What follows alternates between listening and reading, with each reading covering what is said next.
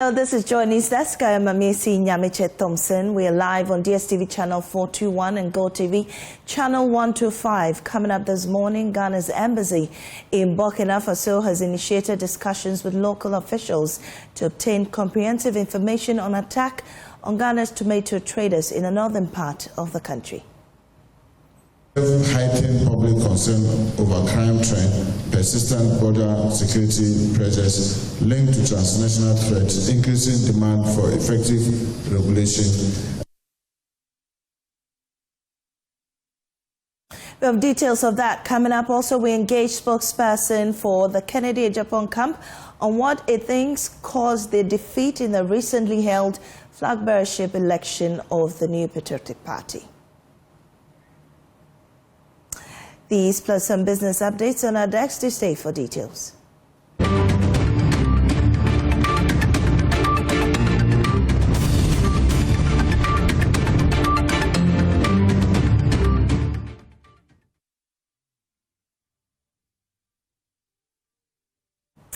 Well, we get into the details of our stories this morning. Ghana's diplomatic mission in Burkina Faso is moving swiftly following reports of an attack on Ghanaian tomato traders in the town of Titao on Saturday, February 14, with the Interior Minister confirming it had opened high-level engagements with local authorities to establish the circumstances for the incident. The development raises fresh concerns about the safety of Ghanaian traders operating within the sub-region, already grappling with insecurity and terrorism. Before this attack, the Interior Minister Muntaka Mubarak raised concerns about the situation on our borders. Over the last year, the security environment has continued to evolve. We have observed heightened public concern over crime trend, persistent border security pressures linked to transnational threats, increasing demand for effective regulation, and growing public scrutiny regarding accountability, service delivery, and respect for human rights. At the same time, the sector has recorded notable gains. This includes stronger interagency collaboration, progress in digitalization and intelligence-led operations, improvement in emergency response, and reform aimed at professionalism and oversight. These mixed outcomes underscores the importance of a deliberate, evidence-based performance review such as this one. Ladies and gentlemen, this workshop is not convened merely to recount activities or define statistics. It's convened to interrogate results, confront implementation gaps, and agree on corrective actions. Well, my colleague in the Northeast region, Ilyasu Tanko, joins me with more on this issue, and they are by the border, so they could help us understand the situation better. Ilyasu, you're near the border. How do traders along this route operate? Well, this is a major trade for most Ghanaians, and most often from the beginning of January, we often see them traveling from Ghana to Burkina Faso to trade in this particular tomato. Unfortunately, on Saturday, while they were in this particular town, the town was overrun by jihadists or terrorists. And it happened that they were in the market area where the attack happened. So we understand that the first attack was on the military facility, and the terrorists decided to come to town and kill people. It was at this point that they found the Ghanaian in the market area, and they killed a lot of people. We understand 15 people were killed in this particular market area, including the Ghanaian. Right. So the news, I'm sure, has reached traders along the border routes. How are they reacting to this? Well, most of the traders that we see are coming from the southern part of Ghana.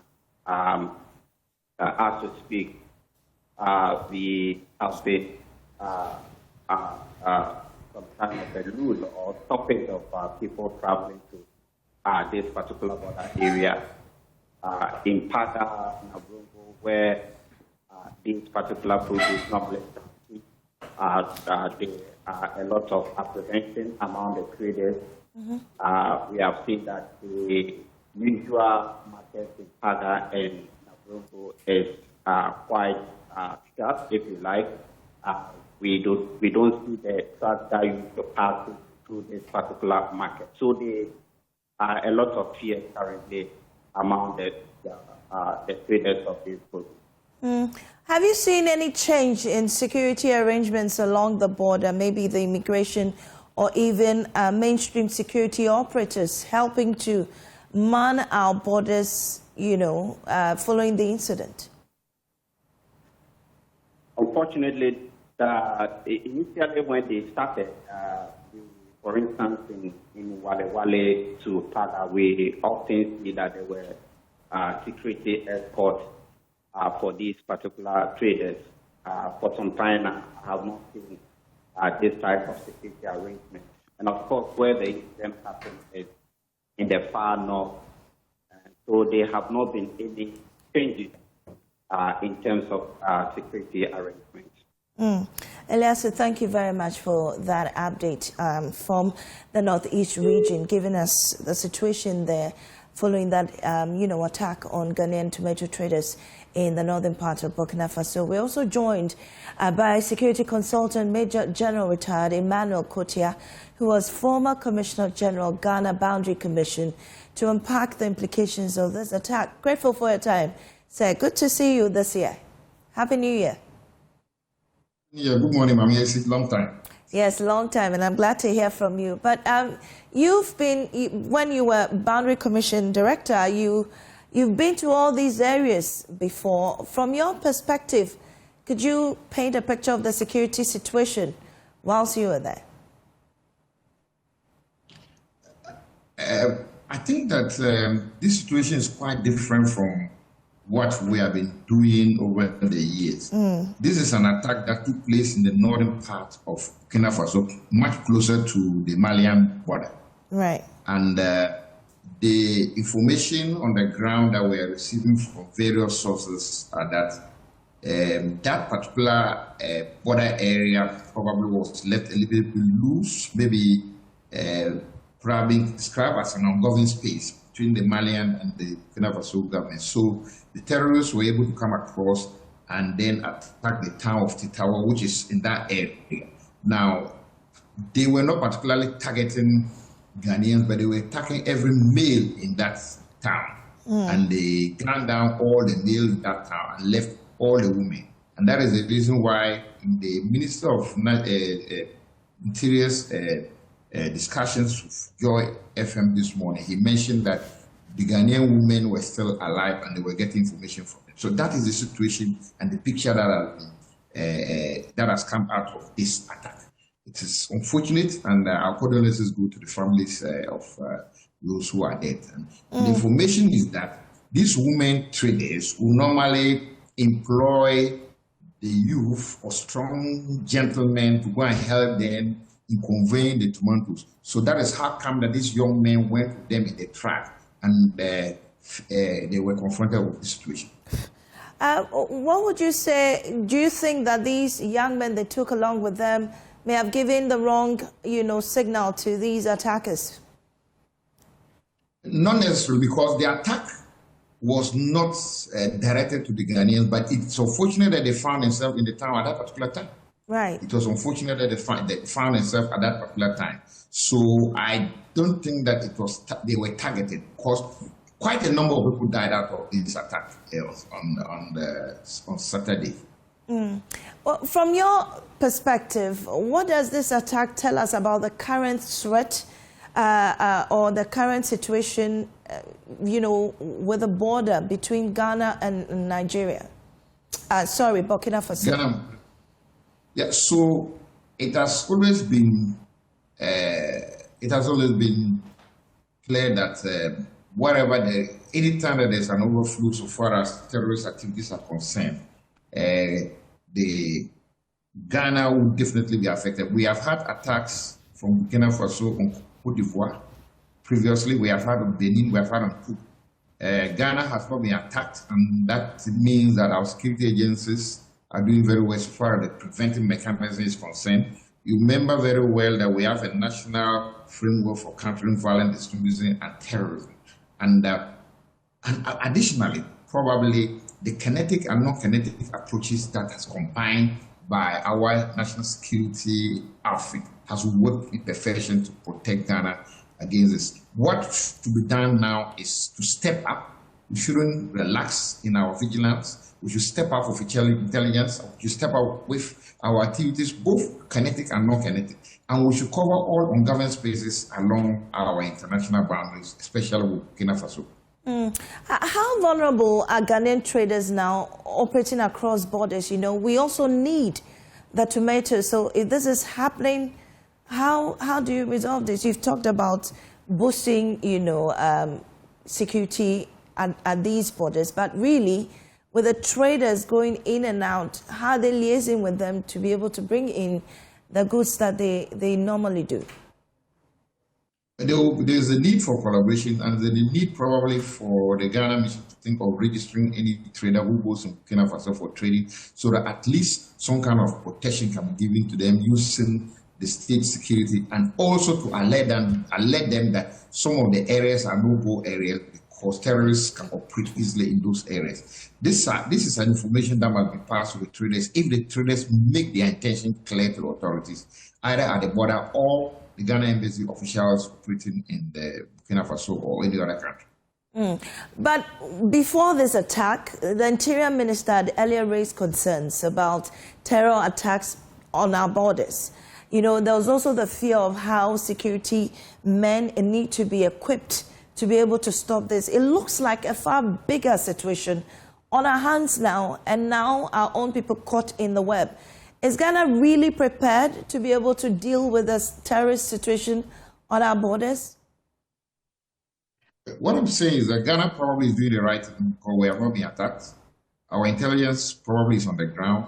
We have a framework for prevention and countering violence, extremism, and terrorism. And what we need to do is not to relax in our activities, but to step up our activities, maintain or step up our activities along the borders. We need to identify the border communities where probably we need to initiate social intervention programs so that terrorists will not be able to recruit some disgruntled individuals in these deprived areas. And then we also need to map up ungoverned spaces along our borders so that we will be able to cover those ungoverned spaces so that we can avert any surprise so far as these activities are concerned.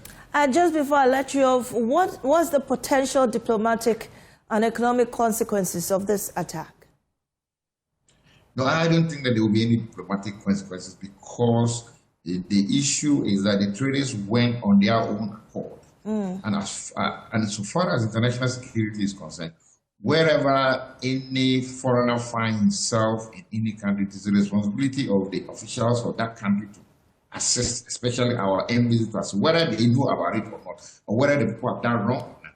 And that is why probably the Ghana embassy in the Burkina Faso is stepping up efforts to try to identify and probably understand the activities that took place on Saturday. And also the issue with, you know, cross-border trade, which is something that ECOWAS is pushing hard to ensure is established. We've also positioned AFTA here in Accra to, you know, facilitate that. But with this happening, what do you see about the efforts of other West African countries to ensure security, to promote this border or cross-border trade? With the emergence of terrorism in the Sahel and especially within the West African region, it means that ECOWAS must rethink on the strategy because the initial plan was done without the threat of terrorism.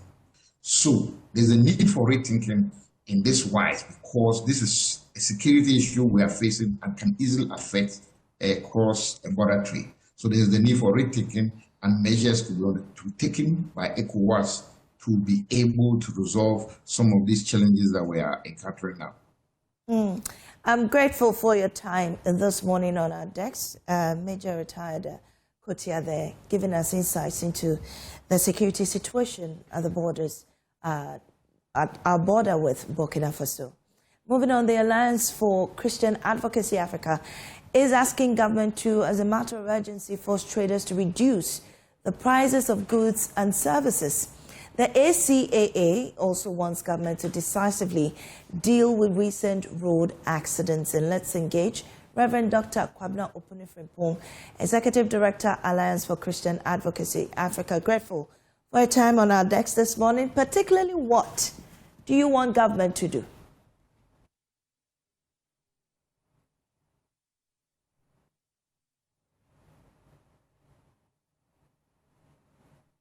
Kindly unmute and speak to us.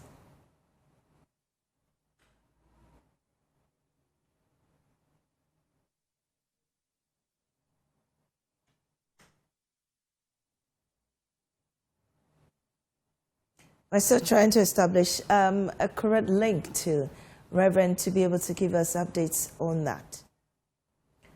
If you can hear me, I'm asking what exactly are the moves you're hoping government to make to reduce prices of goods? Rev.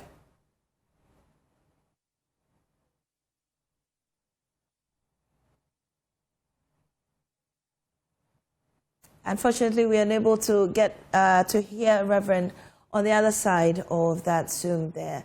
But we hope that he's able to hear us. So I believe you have to unmute, Reverend, and then we go on. Well, once we get Reverend to do that, in other stories, Deputy Finance Minister and Member of Parliament for Isujaman, Thomas Ampim Dako, has declared a firm commitment to complete all stalled projects in his constituency and roll out new ones where necessary to drive development. He says the days of abandoning projects for political advantage are over, insisting that scoring political points must never take precedence over delivering critical infrastructure for citizens. The MP made the pledge on his birthday after commissioning 4 projects for citizens of Akradi, Mangwase and Jijokope, and cutting sword for a new road project to boost local development. We commission this place in the name of God the Father, God the Son, and God the Holy Spirit. Amen. Excitement swept through Jijokope, Mangwase and Akradi as the residents gathered to receive what many described as their biggest Valentine's Day gift from their Member of Parliament, Thomas Ampim Nyako, who also marked his birthday on Val's Day. At Jijokope, the MP inaugurated a 3-room CHIPS compound, giving residents access to healthcare services in their own community for the very first time. At Senchi South, he handed over the 2,000 capacity community center. In Mangwase, he also completed and commissioned a community center started by his predecessor. Speaking to journalists, Deputy Finance Minister Thomas Ampim Nyako outlined the key objectives behind the project. All these projects were started by the previous administration, and they were at different levels of completion. But I took a decision to commit some of my funds to complete these projects so they will be functional and the people of these communities can use them. And I am doing this purposely to send a signal that governance is a continuum. So if you inherit any projects that are uncompleted, it is your responsibility to ensure that they are completed. I have decided that I'll commit half of my common fund to continue these legacy projects and will allow the communities to also let us know what their new priorities are. Because if we don't do that, these projects will rot. And it is also informed by the decision by President Mahama that every district assembly also uses a percentage of their common fund to continue some of these legacy projects. It is the way to go. And so we believe that we must do this so that all these projects that we use public funds to start will be beneficial to our people. There is a 4th project that I commissioned today. That is a health post that I personally initiated and have completed and have commissioned it for the good people of Jijokope. The Isujaman District Director of Health Services, Rebecca Bante, and the Assembly Member for the Mangwase electoral area, Simon Agbetaokpo, say The new facilities will help improve living conditions of residents in beneficiary communities. It happens to be just a one-unit facility, a one-room facility that was taking care of only mothers and children, or children under 5. But looking at the environment, most often than not, when they are in labor, they have to travel all the way to Atimpuku or even to South Senti or Senti Ferry before they go and deliver. So Community Health Committee thought it wise to fall on MP or to call on him to help expand the facility. And as we can see, now there had been an expansion of which a midwife had been posted to the facility. And this is going to, improve access to quality healthcare for the people of Jijokope, not only Jijokope, but Jijokope and its environs. There was a challenge because we don't have a place to have a funeral.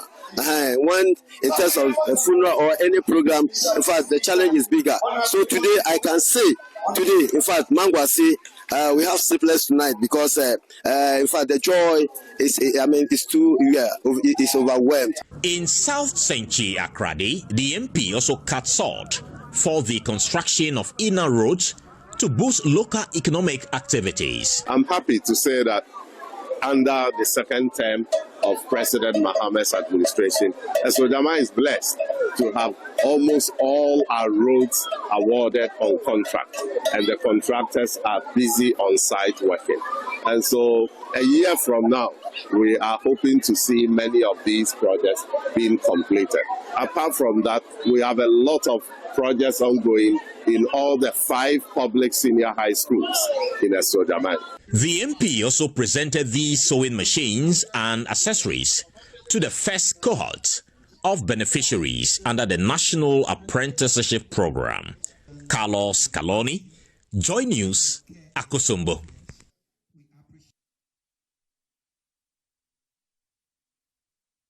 Well, let's get back to Reverend Dr. Kwabena Opunifrimpo, whose association is calling for government to ensure prices are reduced on the market and also road traffic accidents are reduced. So, Rev, let's try one more time. I was asking exactly the moves you want government to make in these areas. Yeah, thank you, and sorry about these technology challenges. I hope you hear me now. Loud and clear. Great. Now, we commend our government. We've seen some signs of economic improvement. When we vote with this thinking that our lives will be improved. And so whenever we see improvement, how small it may be, we as a people must acknowledge it and respond to the improvement. We've seen changes in fuel prices. We've seen changes in inflation. We've seen changes, improvement in exchange rates and even interest rates at the banks and other areas. Unfortunately, I must say so. You expect that to translate into your pocket. When you are buying KK, you are buying bread. But that is not the picture. We've seen 1 or 2 unions, especially those on the automobile dealers union, coming out to say we are going to reduce cars 50%. Mm-hmm. It seems to me, and that is what we are calling for, that we must hear from other unions, whether there's bread, whether it's plantain, other unions, if even they can't go 50%, but they can do 5%, let's do this because we vote, and voting must give us some, development, some peace of mind. And if we, after voting, we Ghanaians are also not responding to 1 or 2 positive changes, then we're also not being fair to ourselves. And that's why we are calling government, if need be, to engage the various unions to follow the examples, at least that the car dealers have made. But we need more, and that may translate to the peace of mind, the development we want to see in our pockets. Rev, have you engaged directly with the traders to find out what really the problem is for them not reducing the prices of their goods? Yesterday I was in church and I raised these issues. Then some likely business people who were in church, some said, but import duty, electricity is going up. So how do I make up the difference? So you hear sentiments that yes, you are talking about fuel, you are talking about exchange rate, but electricity is going up. I use electricity, so I change because of dollar fuel, and then I'll face this. The point we are making is we can't have all the good things we are yearning for one day, but we can make little changes. So if even, like I said earlier on, not 15%, but 1% change, it will also contribute to something. But if you want to push every burden on the ordinary Ghanaian and still pray, especially those of us who go to church, we are praying that we will see growth improvement. We see little changes. We must also respond to the little changes. These are the sacrifices that we must make. So yes, we do hear people who are raising other issues about how much they pay at the port and all that, but we also are aware COVID tax has been removed. We are aware one or two things, fuel has been improved. Let that show in the price margins. Right. And the issue about road accidents is also very concerning. I mean, over the weekend, we've heard about some crashes as well. We know that the National Road Safety Authority is doing much to help curb the situation, but as a reverend, how are you also ensuring that the education trickles down to the congregation as well? Yeah, you know, the National Road Safety, they've released some figures that are very disturbing. For instance, just last year, 2025, we've been told that the crashes on our road, we had 24,938. And we recorded death just last year, 2,949. You strike the average, and now in Ghana, every day we have car crashes 40 every day, and death we have 8 deaths, 8 Ghanaian deaths every day. I mean, per last year's figures. In fact, COVID-19, as at the end of 2024, we recorded 1,462. Now look at the national response that we gave to COVID.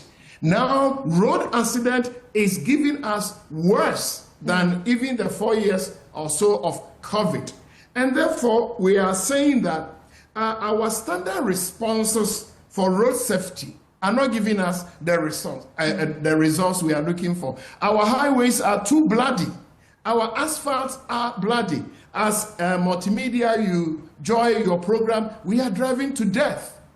Ghanaians are driving to death. If every day we don't change the pattern, it means by close of today, per the statistics, 8 people will die, 40 crashes. For how long? We are aware the president is getting ready for State of the Nation address. And we are raising this issue that we need 0 death on our road.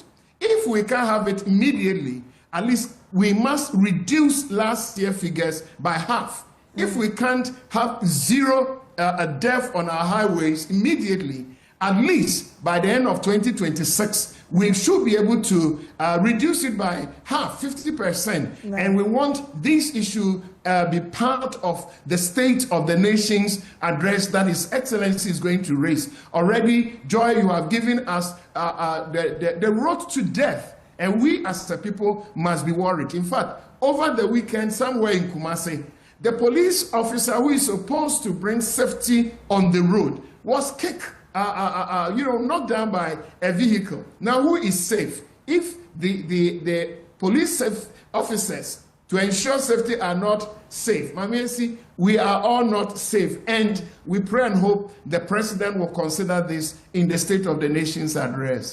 Thank you very much, Reverend, for that contribution. Moving on. We are having a studio, Kwesi Kwarteng. He speaks for the camp of the Kennedy Japan with the National New Patriotic Party. And I'm quite expectant of the things that he's going to say this morning. Kwesi? Welcome to my studio once again. Yeah, thank you. I hope this one will have a very friendly I'm chat. always friendly, am I not? Oh, sometimes you try to bully me a lot. But this time... But I can't bully you. You're too big to be bullied. Oh, this one... But I mean, it's good to see you. I mean, it's been about 2 weeks since 2 or 3 weeks since the election, I guess. Yes. I mean, I decided to also take some time off. And unwind. Reflect, and of course come back again. So I think 2 weeks was very cool for me. Good for you. Yeah. Yesterday at the Thanksgiving service, were you present? Yesterday I was out of town. Unfortunately, I could not make an appearance. But of course, I must be quick to add that my commitment to the New Patriotic Party remains unchanged, unshaken, unbroken, and unresolved. The last time you were in my chair, you said your statistics prove that your candidate Japan was going to win. In fact, you said you had done a research to prove that.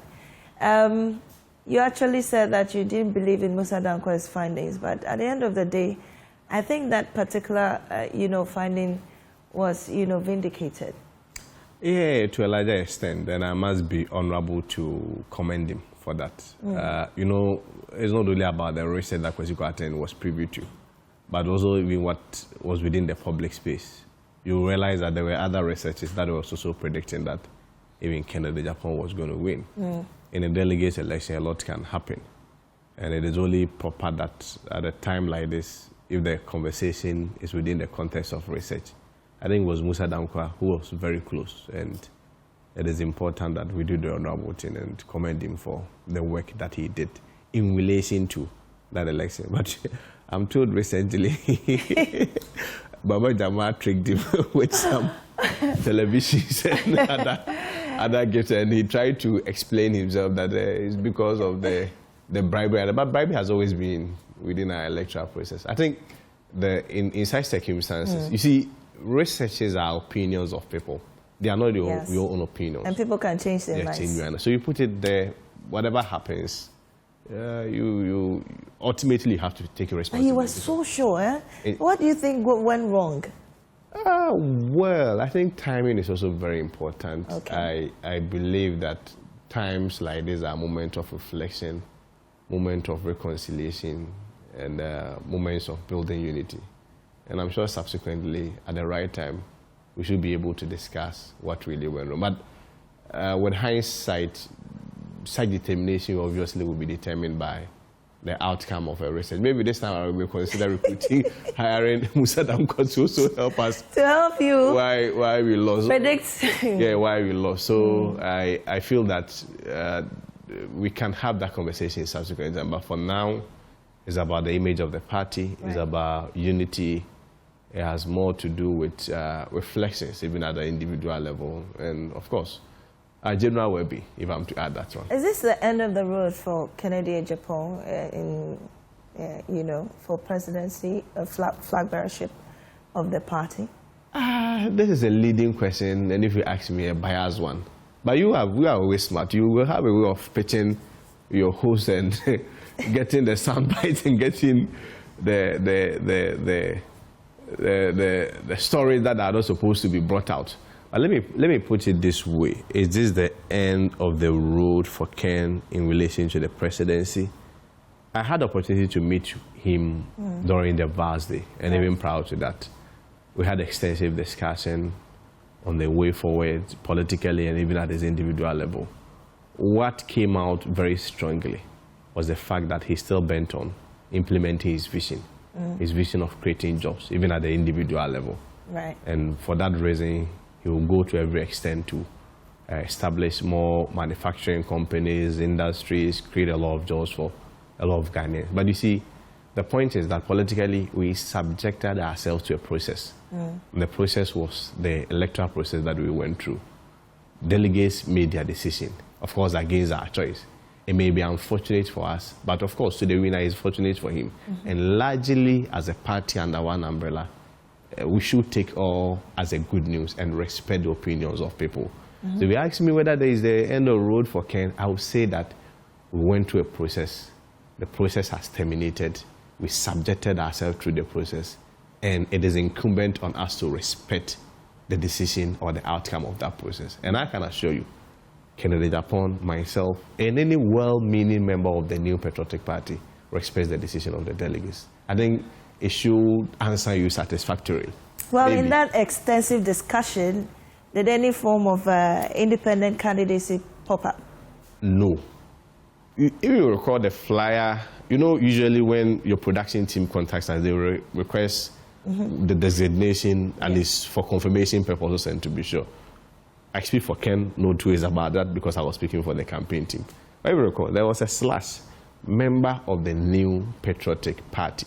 And so if I'm here as a member of the New Patriotic Party, at the same time speaking for Honorable Kennedy Japan, at no reasonable basis should anybody expect that we are going to have an independent race or going to run an independent race. Right. I get it. You know, a friend of Ken, somebody, Abna just sent me the video.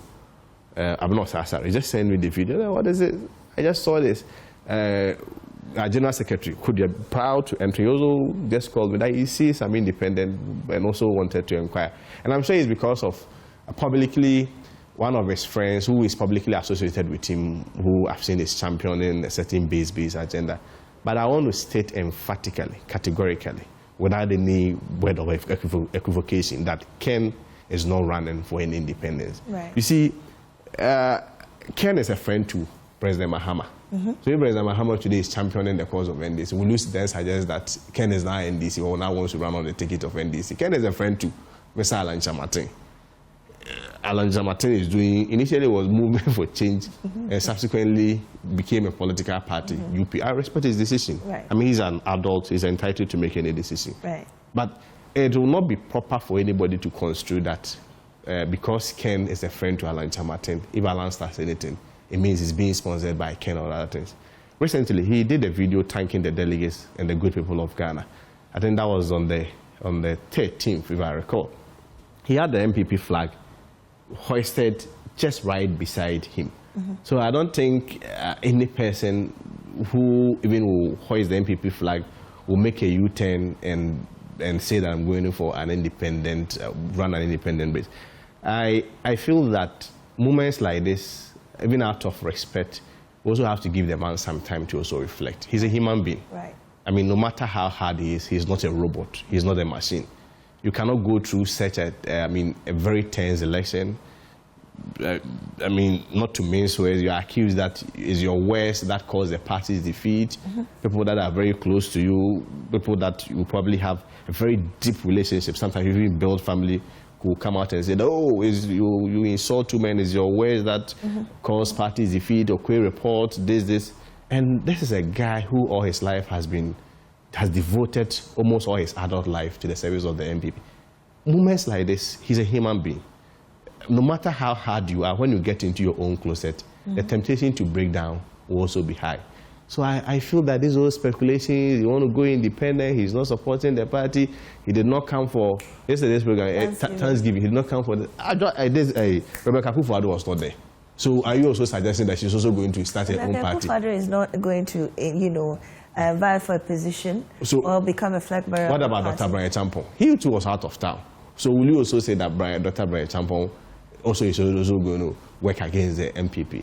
I feel that even out of respect, moments like this, let's allow people to be and heal. I mean, I am speaking from the human perspective, the human point of view. Right. Ken, when he lost the election on Saturday, on Monday, he was at one of his factories, the steel factory, wanted to make sure that he connects the power to Gridco and start production. Yes, that is at that individual and private level. But at the political level too, we also have to be a bit reasonable and considerate to him. That this is a human being, no matter how. It's just like boxers. Boxers, you may see boxers out there in the ring, very strong and kicking, but I'm not sure when they get to their homes, they beat their wives. No. They'll be calm, they'll reflect, and they also make decisions. Prepare for the next fight. Exactly. Right. So you said you've had extensive conversations with Ken. At this point, I mean, before he went into the competition, you know, one of the prophets predicted that he was going to win, hands down. And even I saw at some point Ken in his church. At this time, how does he feel about that prophecy? Let me, I mean, this I'm going to be hastening to comment on it. You see, I'm a Christian. And the Bible talks about the fact that believes in my word and believe in my prophets. The fact that the prophecy was not fulfilled to my expectations, does not necessarily means that the prophecy was fake or the man of God was fake. I've always maintained, I used to tell the guys that even if this prophecy does not come true, the whole idea that Bernard himself was able to openly stand for the Ken's vision alone is enough. And on that basis, out of respect and out of gratitude, we should walk to the guy's church and go and say thank you, no matter the outcome. So I've always held that position. But beyond that, I have had an encounter in Bernard's church where he gave a prophecy, and 4 years subsequent to that, 4 years later, the prophecies came to pass. That was in relation to Laurent Gbagbo's incarceration. You know, Gbagbo was arrested after the political turmoil that he went through. I was in church and in his ministry when he was doing ministration, and he made those pronouncements to Gbagbo's daughter and said, your father will not, I mean, I don't want to go into that. But bottom line is that 4 years later, I was working at the Ministry of Education and I had an alert on my phone. So reasonably, I have no basis to doubt the credibility of such a man, especially the recipient of even the prophecy in this context. If you are going to give prophecies to anybody, who can Japan? Apart from believing in God, literally does not believe in prophecies and all the extreme religious activities. He believes that there is God. The rest is that you have to work. So yes, we had very full confidence in the prophecy, except that we did not bank all our hopes on the prophecies. We were working. Ken will always say, and I don't know whether Ken himself knew anything could happen, but at every point he kept stressing that that boy na me dream who Bernard no. Why? He kept stressing that. So I recall during in the coalition room when it was clear we were losing. He said, "Hey, this is a Bernard guy." I was thinking of El Bernard. Yes. And let me reveal a secret here. I picked Ken's wife, Madame Christiane in Japan, and we were having our own internal something rounds. And I think we were talking about having lunch. He said she's fasting. I said, why? He said she's fasting for El Bernard. That was prior to the election. So, I mean, I just want you to have a picture of the family involved. This is a family who, aside about the man of God. Aside even believing in God, they don't care about prophecy, they don't care about extreme religious activities and other things. But yet still, they were caring about the Bernard. But this is my view. Prophecies or matters of faith, from my understanding, is a walk with God. It is not a transaction with God. So that if you walk with God, you know him. Based on that, you have a certain confidence in his personality and character that he will perform. That because you know him and you have worked with him, even if he fails within a certain moment, you still believe that it's still part of the grand scheme for God for your life. So that's what I believe. So whether prophecy failed or it did not fail, for us, we believe that it's still part of God's grand scheme for the ultimate good of Ken, for the ultimate good for the MPP, and even for the ultimate good of the winner, Dr. Mahamudu Bawumia. At the end of the day, delegates had made a decision. They say that in spite of the prophecies, in spite of the scientific work, in spite of all the campaign that was done, they truly believe that Ghanaians want Dr. Bawumia. It is proper that we exercise good faith and say that, well, we respect your decision, even though we expected a different outcome. And rally behind Dr. Bawumia, rally behind the MPP, and make sure we do everything that is, good for his candidature and the MPP. Well, at the end of the day, it's Ghanaians that are going to decide, it's not us. Beyond the prophecy, what do you think really went wrong that didn't give you the outcome you expected? Well, again, timing comes in. And right now, Musa Dango has also taught me now to be more scientific than assumptive. Oh, so initially you were not being scientific? No, we were. But I mean, Musa Dango recently was scientific, but he failed. So sometimes science will meet boiled eggs and TV, television, and the outcome will be different. But I believe that there was a lot of energies that went into this. There were a lot of investment. Obviously, monies were involved and other things. And when the expectations are not met, certainly you also have to commission a research to understand why it went like that. So I wouldn't want to jump ahead of any such scientific pronouncement where you say that, oh, we could have done this well, we could have done this well, we could have done that well. I feel, but of course, I mean, on the face value, I may have my own assumptions, but that will be very speculative. And again, the timing comes in. Right. To what end? Oh, was it top down? Was this? It was Brian's coming? It was that? It was that. Timing. Are you referring to how this election or the time at which the election took place? The timing of the question. At this crucial time, there is a flag bearer. Right. So what would be the point about discussing why Ken lost, especially on national television? I think the discussion should be more on how, as a people, as a party, we are going to unite the party. But I mean, your candidate lost, and people won because he was actually the main contender. Everybody has lost in this country before. Against Mr. Bawumia in the election, and so if he lost so much, I mean, even lost some votes to, Brian Echampo and all that. Everybody is wondering what must have led to that. Everybody lost votes. Even Dr. Bawumia lost some votes. Exactly. Yes. So what was it? What do you think? I am unable to speculate. Okay, fine. Especially at this time. That's why I'm saying that right now. I'll lay credence to scientific data. Today you want to do scientific data? No, but it's proper to do so. We keep learning. All right. Sure. So now let's come to unity, which was the main message Dr. Bawumia preached yesterday at that Thanksgiving service. Unfortunately, we didn't see your candidate, and you've explained why. He was out of town. Yes, he was out of town, interestingly. But also Brian was out of town. Yes. Yeah. And that's even President Akufo-Addo, also President interesting. So, Rebecca Akufo-Addo, they were all not there. Did you see and all these key people. Did you see Atachia there? I've not seen him in the pictures yet. Why are you focusing on Atachia? Because he was a member of Bawumia's campaign team. And so if the logic is that Brian and Ken did not come out of bad faith, then you also ask part of Atachia, who was also a key member of the... I've not seen him. Probably he was there. Atachia isn't... you want to suggest he's nobody? No, I mean, the scheme of affairs and the personalities we're talking about, Atachia was just a campaign member. Okay. But then your candidate... I didn't say that too. Your candidate he was out of town. He was in town on Saturday. Like I indicated, I met him. I had, of course, with some of our guys, we had... The first day, those of us who are single, we had to join. You're single. Yeah, but I'll mingle this year. Hopefully this year is one of my goals. I mean, family and other things. Sure. We were with his family, and we had lunch and had extensive talk. Right after that, he left town. Okay. It looked like he had a proud engagement that he couldn't disappoint. Right. And I mean, party will always be there.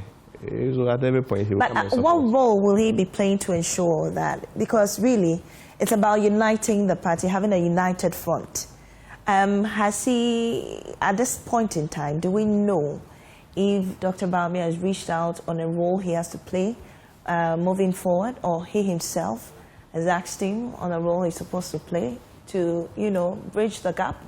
Honestly, I truly believe 3 years is a long journey. And probably we may not necessarily have to hasten or rush things.